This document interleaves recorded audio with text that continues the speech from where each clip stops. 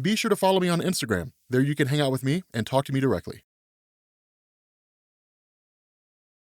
Okay, what's going on, guys? This is Rob, and today we're going back, or at least we're doing another installment of our series on Omega Beyond Omega level characters, and we are talking about Hercules, specifically as he appears during the events of the Chaos War, which is by far when he was his most powerful. It's also kind of interesting too, because a lot of you guys have been asking for me to cover Hercules for a long time. I just never have. Hercules is interesting. I always thought Thor was more interesting than Hercules, so I always kind of sided with Thor, but during Chaos War, Hercules was actually pretty amazing. Now, as we normally do, we're going to start with a discussion of Hercules' origin, and his comic book origin is actually a little confusing, as a version of him actually appeared in Avengers number 10, who was a minion of the villain Immortus, but it was later explained that that version was actually an imposter. Fun fact, it's not the first time Marvel did that. One of the biggest instances where Marvel did that was when they teased the return of Captain America, right? Like Captain America, Joe Simon, Jack Kirby, they created him. World War II stopped being popular, and so comic books became more science fiction. Captain America stopped being popular, so they canceled him, but then they actually brought him back, but it would turn out to be, I think it was like Acrobat, who was a villain of the Human Torch, and it turned out to be an imposter. Maybe it was a Daredevil villain. I don't remember. Anyway, it was a villain masquerading as Captain America. And then at the end of the comic, they were like, do you guys want to see Captain America come back? And the fan base was like, absolutely. So they brought him back in Avengers number 4. But regardless, the real Hercules would actually make his first appearance in Journey into Mystery Annual number 1 in 1965. Now, Marvel's version of the character was created by Stan Lee and Jack Kirby, who basically lifted the character straight out of Greek mythology and inserted him into the Marvel Universe as someone to serve as a believable opponent to some of the stronger characters like Thor and the Incredible Hulk. Now, as far as his powers go, Hercules possesses the powers that are common to all Olympian gods, so super strength, stamina, durability, speed, endurance, and reflexes. Hercules is also the strongest of all the Olympian gods and is skilled in multiple forms of combat. Now, being of divine origin, Hercules is immortal, immune to disease, and has an advanced healing factor. But these are just a few of the powers that Hercules has at his base level. What we're concerned with is what's going to propel Hercules to become beyond Omega level, this super powered up version that we saw during the events of Chaos War. Now, before we get into how powerful Hercules was during that story, we need to lay a little bit of groundwork to understand exactly what led up to Hercules getting to this point. So, as most of you guys know, Marvel Comics has stories called The Incredible Hulk. You guys know that, right? I mean, how else would you know about the Incredible Hulk?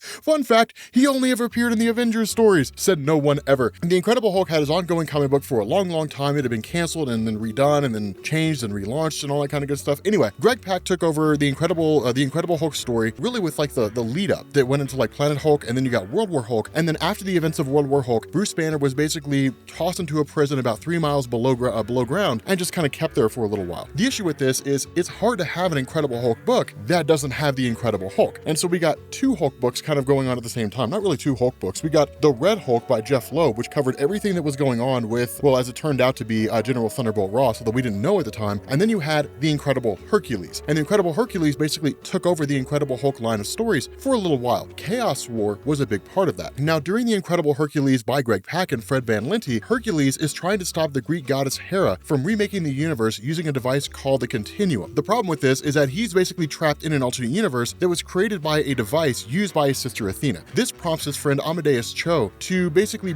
try and bring Hercules back to his own universe. And so Cho quickly realizes that in order to locate Hercules in the vastness of the entirety of the universe, or at least the multiverse, he would need more than his own natural intelligence, which is already among the highest in the Marvel Universe. So he sets out to gain omniscience by becoming a god. And so to do this, Amadeus gathers together 4 mythical artifacts: the Olympian Ambrosia, the Apples of Idun, the Book of Thoth, not the Book of Thought, begone Thought! I kind of had to make that joke, and the Moon Cup of some guy, Don Vantari, something like that. Anyway, once the artifacts are united, Cho's given the power of a god, but soon realizes that his mortal body is insufficient to handle such a vast amount of power. And so he basically finds Hercules, brings him back to Earth 616, and transfers the power to him, which combined with Hercules' Olympian mythology, turns him into the god of gods. Now, we see the extent of a powered up Hercules in the events of the Chaos War itself. Now, the Chaos War centered on the arrival on Earth of Amatsu Mikabashi, basically the Chaos King, who was a living embodiment of chaos that existed before the creation of the universe. Now, this is one of the interesting things about that, because he kind of is, but kind of isn't. The reason why I say that is because technically you have Oblivion, right? Like Oblivion is basically the representation of like things that don't exist, right? The space between the multiverse's destruction and the multiverse's recreation. The Chaos King is like a fraction of the power that Oblivion had, right? And the Chaos King was crazy overpowered. So when you're looking at that, then it kind of asks the question, how powerful would Oblivion really be? We covered that. He's actually super powerful. It's ridiculous how OP he is. But Marvel makes it weird because they say he's on par with like Eternity and Infinity and stuff like that, but then you expect him to be more powerful than that, right? Because if he represents the concept, the space between the destruction and rebirth of things, then technically he's immutable. But regardless, the Chaos King was on a mission to eliminate all life in the universe using several pantheons of alien gods that he had defeated and then enslaved. And so what you end up having here is basically this multiversal threat that will go well beyond Omega level himself, right? I mean, Chaos King is just that powerful. Now, in the Chaos War storyline, Hercules leads a team of heroes against the Chaos King and his minions, racking up a fairly lengthy list of impressive feats along the way. For what Hercules' powers in the Gods of God form are, Hercules is able to fly, teleport, and create potent blasts of energy from his hands and eyes. Additionally, his already formidable strength is augmented to just ridiculous levels. Even his footsteps are enough to create shockwaves and craters, and he was strong enough to win a physical confrontation with the entire Council of Godheads, a group made of the central deities of Earth's various pantheon of gods. Considering that the members of the council, often referred to as the Sky Fathers, are gods that include Odin and similarly powerful deities, the fact that Hercules was able to send them running for cover is no small feat. In another instance, Hercules was able to summon Galactus and Eternity, both cosmic beings of incredible power, against their wills in an attempt to recruit them in his fight against the Chaos King. It's kind of insane. Now, while Hercules was unable to recruit Eternity, Galactus did join the cause, but was easily defeated by Hercules' father Zeus, who had basically been resurrected and powered up by the Chaos King. I don't care. I still believe that Zeus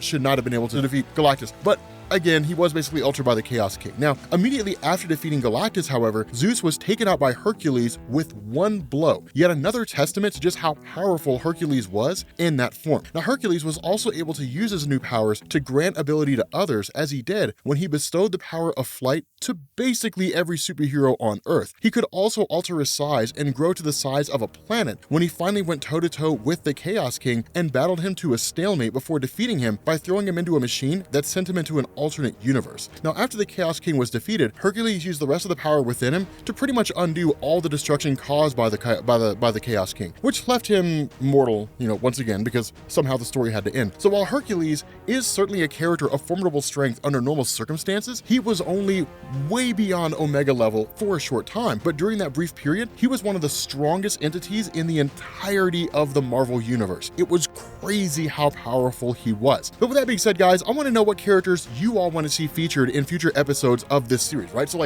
list them below, list them down below. If you enjoyed this video, go ahead and drop a like. If you guys are new here to Comics Explained, make sure you guys hit the sub button to become part of the Rob Corps. And I kind of did that backwards. Let's try that again. Let's rewind that. With that being said, guys, if you are new here to Comics Explained, make sure you all hit the sub button to become part of the Rob Corps. If you guys enjoyed this video, make sure you drop a like, and I will catch you all later. Peace.